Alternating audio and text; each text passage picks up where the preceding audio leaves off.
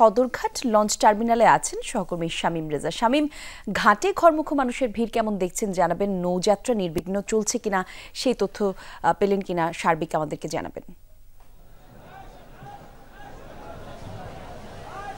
হ্যাঁ কলি, 4:30টার পর থেকেই আসলে সদরঘাটে ঘরমুখো মানুষের উপচে পড়া ভিড়। 13টি মশলার এক দারুণ কম্বিনেশনে তৈরি ইফাত রশিদ বিরিয়ানি মশলা, উৎসব এখন প্রতিদিন। মানুষ আসলে অফিস শেষে এখন তাদের গন্তব্যই হয়েছে সদরঘাটের লঞ্চ টার্মিনাল। সেই দৃশ্য আসলে আমাদের ক্যামেরায় দেখাই যাচ্ছে যে অফিস শেষ করে আসলে মানুষ বাড়ি যাওয়ার উদ্দেশ্যে সদরঘাটে ইতিমধ্যে পৌঁছে গেছেন। হয়তো এসব লঞ্চগুলো ছাড়তে সন্ধ্যা 7টা বা তার আরও কিছু সময় পেরিয়ে যেতে পারে, এমনটাই বলছেন।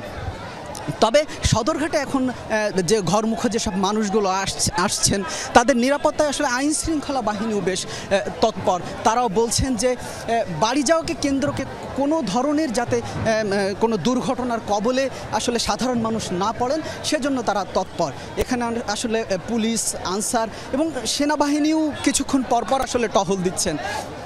আমরা তাদের সাথেও কথা বলেছি, তারাও আসলে বলছিলেন যে ঈদকে কেন্দ্র করেই যেহেতু নানা ধরনের দুর্ঘটনা ঘটে, ঈদ উপলক্ষে একটা আনন্দমুখর পরিবেশ নিয়ে যেহেতু সবাই ঘরে ফেরেন, সেই আনন্দ নিয়েই আসলে যাতে সবাই ঘরে ফিরতে পারেন সেই চেষ্টাই তারা করে যাচ্ছেন।